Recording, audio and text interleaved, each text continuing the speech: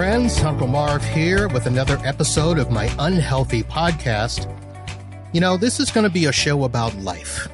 Yeah, I talk about healthy things that go beyond diet and exercise. And I've always talked about the fact that we're going to talk about things that are unhealthy, things that we think we're doing right, but yet we're not. Today's show, if you had been paying attention and listening, I've already had 2 episodes on with her. My friend Elikqitie is in the house. Elikqitie, how are you? Hey, Marv. I am doing great today. How are you doing? I am doing great. So I've already put 2 of your shows on, shows that we actually recorded a year ago. But everything that was said in those shows still ring true today. Yes. And hopefully everybody kind of understands what it means to live gluten-free the right way, as opposed to the way I thought, where people just chose to eat gluten-free because it was the thing to do. Well, there are people that still do that because they think it's healthier, or they do it because they think it's going to make them healthier, but that's not always the case. No, it is not, and we'll get into that a little bit later. So let's first do this. Because I recorded those episodes with you over a year ago, let me ask, how have things been in the past year? So in the past year, pretty much like my celiac disease is completely the same. I have actually started to work with a new health coach. Her name is, I'm completely blanking her name right now, but she's super fabulous. And I love working with her because not only does she tell you like what to take, but she actually uses blood work and lab work to figure out what you need to take. So she's not just like guessing and being like, hey, take these 5 things because I think they would help you. So I really love her. And I will send you her information so you can put it in the show notes. And I'm completely blanking her name right now, but she's really great. And so I started working with her. I just got my initial consultation done, so I haven't started taking any of the recommended supplements yet. But hopefully my goal with my new health coach is to maybe eliminate some of my food intolerances and definitely to help my pain level because I have very painful joints from my autoimmune. Okay, so we'll just go ahead and stop right there, and I'll ask, what was it that made you think that you needed a health coach? Because I used a health coach in the past, and so for me, like I know what to do, like if certain things pop up, but then there's always that underlying stuff that you don't know is going on unless you get these tests done, like GI map and blood work and things like that. And of course, I can't order those tests because I'm not a licensed medical professional. So I need to go to those people to find out like, hey, I've done all of the things I know how to do to make myself healthy. Why am I still not feeling like I want to feel? And so that's when I reach out to the professionals to find out like, what is the next level? What's the next thing I can do like to make my quality of life better? Okay. So let me ask this question. This is not somebody that's a nutritionist. They actually have a medical degree. And so are they a doctor or what's the real? So her name is Meg Fitzgill. It just popped into my head, and her company is Balance Redeemed. So she is a functional medicine health coach, and she has a master's degree, and I can't remember what in. I know it's like functional medicine something. It's like a really big long name. So anyway, she is a health practitioner that specializes in functional medicine. And what that means is that she not only takes the numbers and looks at your numbers like on a general chart, but she looks at them based on your sex, your age range, your race, like all of that stuff. So because depending on if you're female or male, right, some a different range is going to be healthier for you than another person. So she takes all of those things into effect. So it's not into account, not just like, I got this lab back and it's high. And she looks at specific things in relation to other things, which a lot of doctors also don't do. Okay. So, man, I got lots of questions. We're going to have to table some of those because that's a whole nother discussion. Interesting. So knowing that you've been dealing with, your celiac disease and helping people, live gluten-free and stuff, was there some other stuff happening that made you think, hey, I gotta look for some help. I can't keep doing this myself? Mainly, I've been like, I just have a lot of joint pain, and I know corn is one of the triggers for it. But like, even though when I don't eat corn, I still have it, and I've had it for like several years, and it like goes on and off, and I don't have it all day, all the time, but I have it most of the time, and it's been getting a lot worse lately. So I'm like, okay, something has clearly changed if I'm doing the same thing and my joint pain is getting worse. So that's why I decided to go in with a health coach. Okay. So you and I have talked about that, and I do remember that. And I don't remember, for some reason, the joint pain. Are we talking like, because sometimes I get a little pain in my knee, but I know that some of that's from basketball. And, I know that sometimes I'll wake up and I'll just feel aches, and some of it's, and listen, I know I'm old. So I think I'm older than you, Marv. Well, we're not going to reveal that today. So, so I have to imagine that this is it excruciating type pain, or is it nagging and doesn't go away type pain? It's both. It's all of the above. So it's, so I have fibromyalgia. So basically it's in all my major joints, like my elbows, my wrists, my hands, which really sucks because, one of my full-time jobs is I'm a writer. So like typing on the computer all day, my knees, my ankles, my hips, my lower back, pretty much all my major joints. And so I wake up in the morning, and I'm usually like pretty stiff. Sometimes I feel like I'm 80. So sometimes takes me a while to get out of bed. Sometimes I wake up and I feel okay. But I generally have usually a low dose of like pain all throughout the day. But sometimes it gets so bad, like yesterday, it feels like someone is taking an ice pick to my joints. Honestly, I've never had somebody do that, but if somebody were, I'd imagine that's what it feel like. So my wife used to go through a period where she would have this tingling throughout her body, and almost as if she is always itching, but not on top of the skin. It was like itching from the inside. And weird. She finally went and got that figured out, because I told her, I said, look, I can't deal with it, so you need to go. And turns out she had a bunch of deficiencies. She had some low iron. She had, her blood count was off, and she's finally gotten that fixed. So I can't imagine, I can't imagine because I saw her go through it, but to have those types of, aches in joints, doesn't sound fun at all.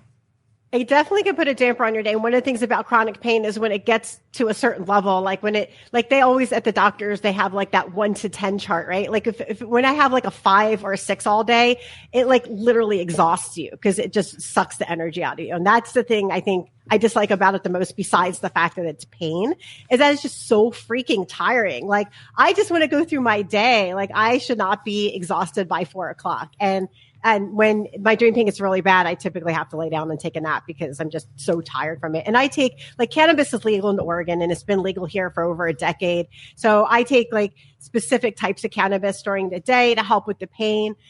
Because a leaf just doesn't cut it. And then it also makes my stomach feel sick if you take too much Aleve and all that stuff. And then I don't want to be on opioid pain medication because that just messes with my system. And so I do take cannabis supplements for the pain, but then I have to be careful of how much I take, because then if I take too much, I can't work because then I get too loopy. So it's like this huge balancing act it's really hard to figure out. But I've gotten most of my things dialed in except for the pain. And one of the things I do take, which is fabulous, which actually helped me a lot, is called naltrexone. So it is a compounded medication you have to get from a compounding pharmacy. So at high doses, naltrexone is used for when people overdose from drugs because it covers your receptors that cause inflammation in your body. But at low doses, it's really good for chronic pain, certain types of cancer, autoimmune diseases, things like that. So I take low dose naltrexone every day. And if I don't take that, my pain is 100 times worse. So I know that's definitely helping me keep it under wraps some. My goodness. So just to let the listeners know, you and I have been friends for a few years now. And every time we talk, it's almost like I learn something new. And I can't imagine how much you've had to learn over the years, because you weren't always, plagued with celiac disease, correct? No. Correct. And it hit you as an adult or something. Yeah, I was 42 when I found out I had it, and I never had symptoms before, and I would have known because I grew up in an Italian family. So if I was celiac as a kid, I would have been constantly sick because we were always eating bread and pasta. Like we had bread at every meal, like literally. So yeah, so that's the thing with celiac. Like I said in the previous episodes, you can get it at any time in your life. You can get it when you're 65. Like I haven't seen anybody, I haven't personally known anybody who's gotten it past 65 because most of the time, if you're going to get a chronic disease, you will get it before age 60. But with celiac disease, you can still get it after age 60 as well, apparently, because I met people who have gotten it at like 65, 62. But yeah, so I didn't have it until I was an adult. So I had to make all those modifications as an adult. And interestingly enough, like I said in the other episode, my daughter was my younger daughter who is with us, she was 16 at the time. I was 42. And so she ended up being diagnosed at the same time I found out I had celiac disease as well, which is apparently really common because I know several friends who they were diagnosed with celiac disease as an adult the same time their child was diagnosed with celiac disease, anywhere between ages like 2 and 18. Wow.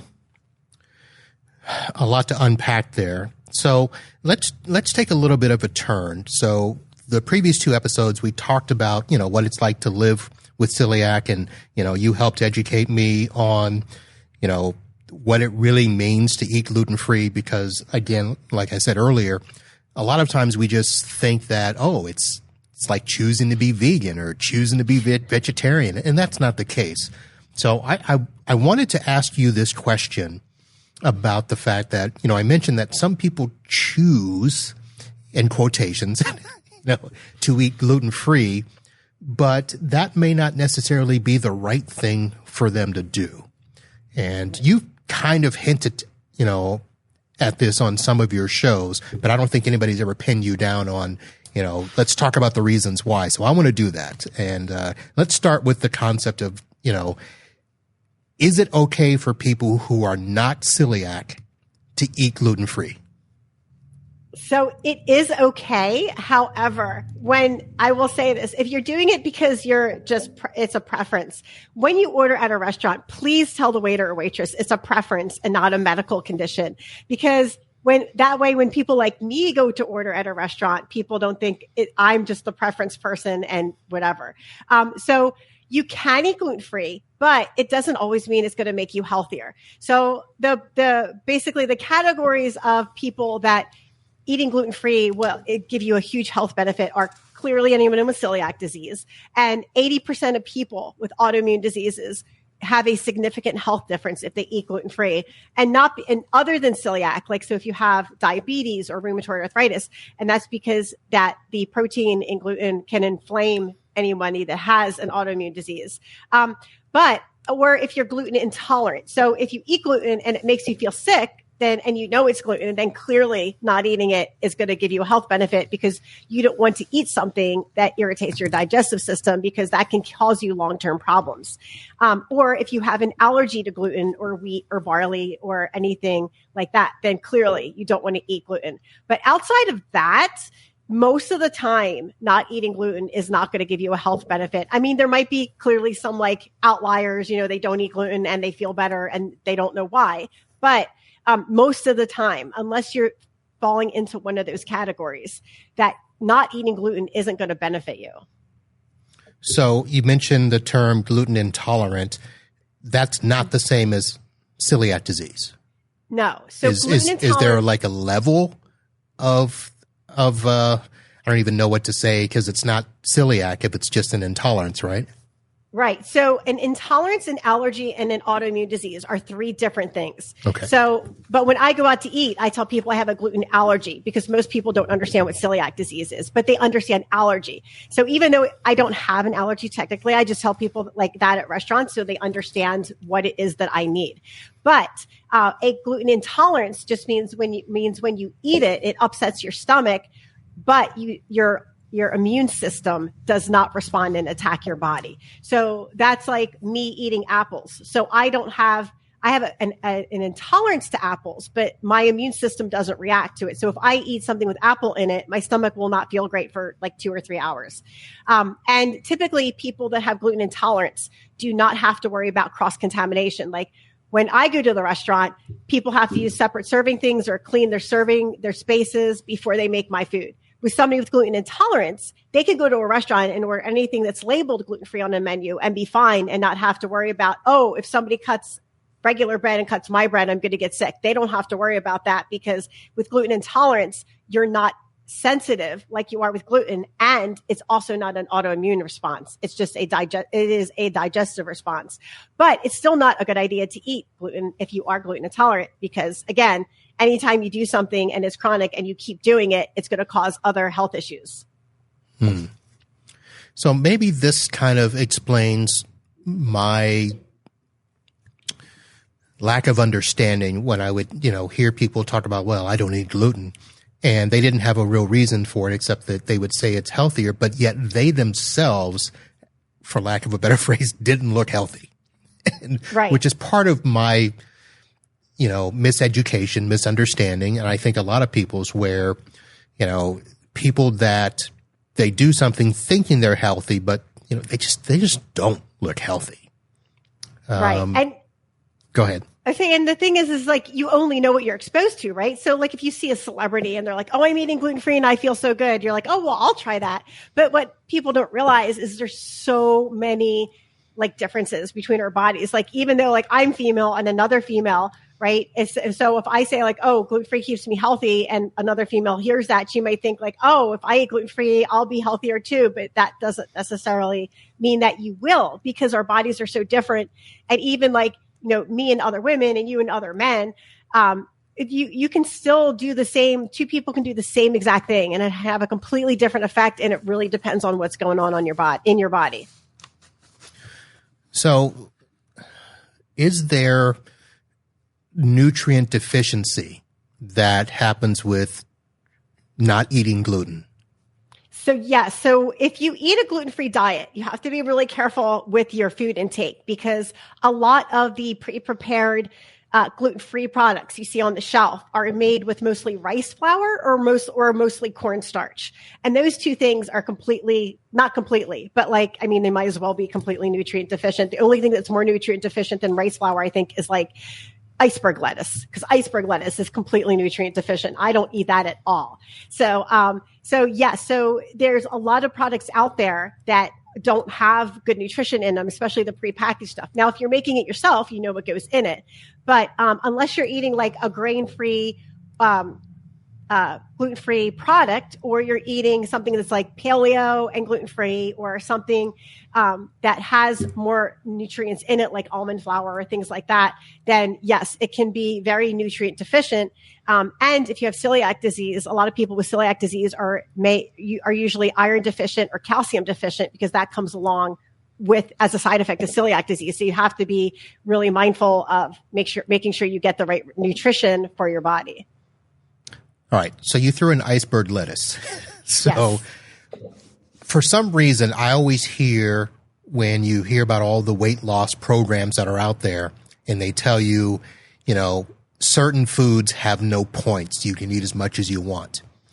Iceberg lettuce, for some reason, always seems to be in there. And probably for the reason you just said, it has no nutrients. So yeah, eating a ton of it isn't going to really do anything. Right. It has no nutrients. It doesn't have protein. I mean, honestly, it just has water in it. And when my daughter had a rabbit growing up, the vet said, never feed your rabbit iceberg lettuce, because it will kill your rabbit. Because what it does is when you eat iceberg lettuce, it's so nutrient deficient that your body has to use nutrients you have in your stomach to digest that iceberg lettuce. So that's why I stay away from it altogether. Like, why would I put something in my body that's going to suck the nutrients out of it? Which probably makes people think that that's a great weight management or weight loss solution. Right? It is if you want to be unhealthy and lose weight. And since it's the unhealthy podcast, we should highlight that. Yeah, that's what we're doing. I mean, all these things that people do thinking it's the healthy thing to do. Now, not everybody thinks like you to go and find a health coach. But in a sense, we probably should be doing this to some degree. We should be looking at sources, other than YouTube, other than our friends who just look healthy and trust what they're doing also works for us. How do we, I guess, retrain ourselves to learn what is and what isn't healthy? That's an awesome question, Marvin. I'm really glad you asked that. So, like, this is a perfect example. So for me, I can't eat avocados. And typically, right, avocados are super healthy for you, but I have an allergy to avocados. And every time I eat them, the inside of my mouth itches for hours. It's super annoying. And of course, I don't want to eat something that I'm allergic to. So you have to know, A, know your body, right? And then B, know what works for you and what doesn't work for you. So if a friend says, hey, I eat gluten-free and I'm feeling healthier, ask them, what is it that went away? What symptoms went away? Like, why did you start eating gluten-free in the first place? And then, like, know your body. Like, if you eat gluten all the time and you don't have any health issues, then most likely eating gluten-free is not going to fix it, right? Like, I eat cheese and cheese never gives me issues. So why would I go dairy-free? Because I know that cheese doesn't bother me, right? I'm not going to go dairy-free just because other people do it and it makes them feel better. Another thing is you really have to watch where you get your research from, right? Like Mayo Clinic is an excellent website. We know it's reputable. Like Quora or like Yelp or like Yahoo Answers, definitely don't get any of your, or Wikipedia, definitely don't get any of your health information from there. National Institute of Health, good website. So make sure that the website you're getting your information from is a good resource. And you can always cross-reference that with your medical provider, like ask your GP or your doctor. And sometimes GPs don't know a lot, most of the time. GPs don't know a lot about nutrition. So you want to find somebody who actually has a degree and or training, not just someone who hangs a shingle up and says they're like a nutritionist or a dietitian and doesn't have any training. So always you want to, if you do want to go with a health coach, Meg Fitzgill is excellent. She's at Balance Redeemed. And then there's another health coach I worked with, Emily Davis, and she is with Whole Essentials Nutrition. They're both fabulous. They're both really well educated. And I always interview my medical providers before I go with them to see, like, what's your background? What types of conditions have you treated? Like, what kind of success do you have? Like, tell me a success story that you've had recently. And so based on those questions, I can figure out if that medical provider is a good fit for me and what I'm dealing with. Like, I don't want to just go out and find the person that's closest to my house. I'm going to find the person that I feel is going to elevate my health the most based on what they're telling me. And what I know also, what I've done my research on. So you mentioned Quora, Quora, and Yahoo, and I'm assuming Google fits in there as well. But the site that everybody really seems to gravitate to is WebMD. Yes. But I don't know that WebMD is a nutritional website. That's where people just go to throw in symptoms, right?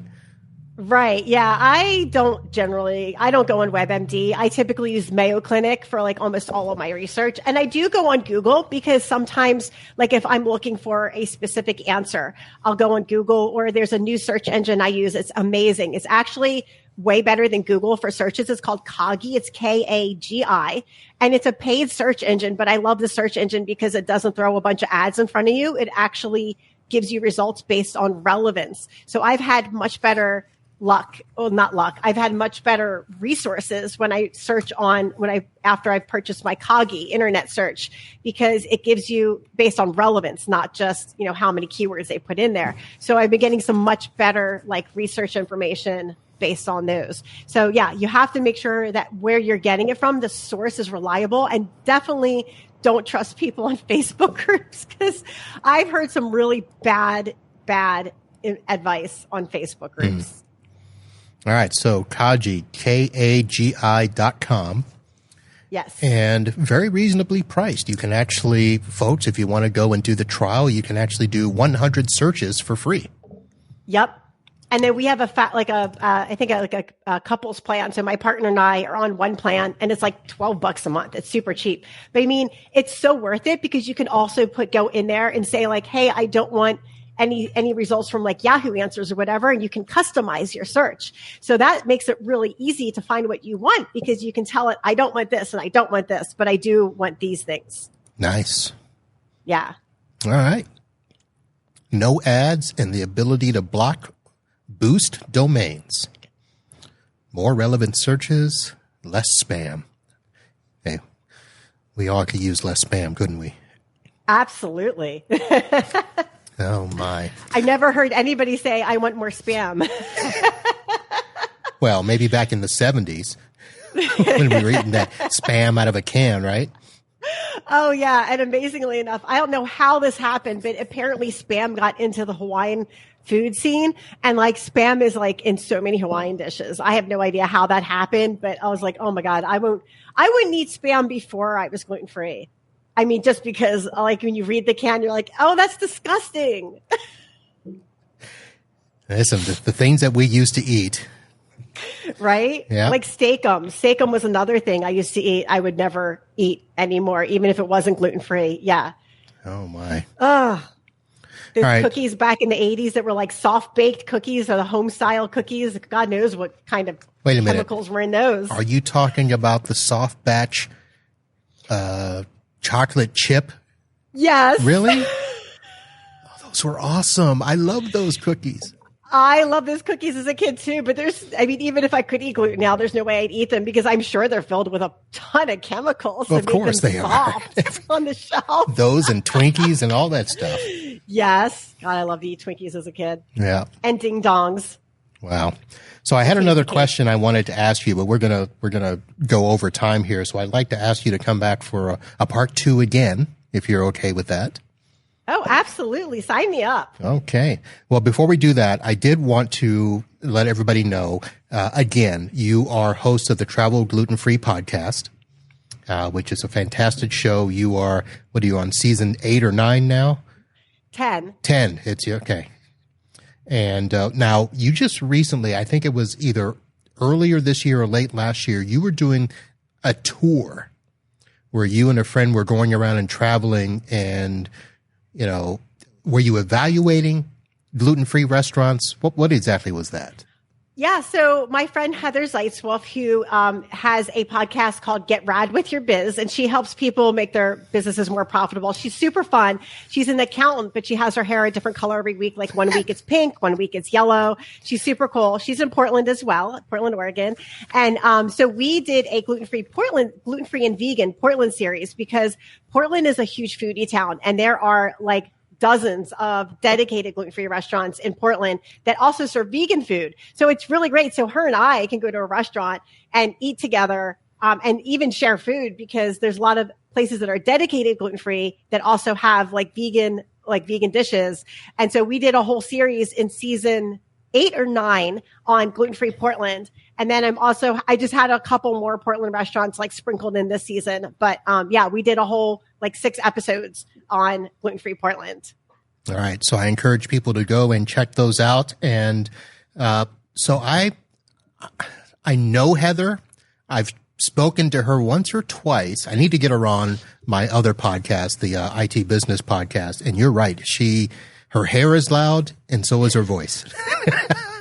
She's fun. It's great because like I grew up in a big Italian family, and so I'm naturally loud and she's loud too. So like when we talk to each other, we're just loud at each other, and it doesn't even faze us. Like we don't even notice. But people around you are probably like, okay, girls, what's going on?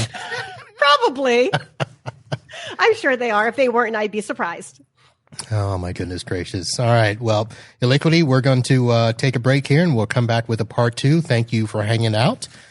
Folks, that is my friend Elikqitie, who is helping us understand what it really means to be somebody with celiac disease. And today we talked about why eating gluten-free isn't really healthy.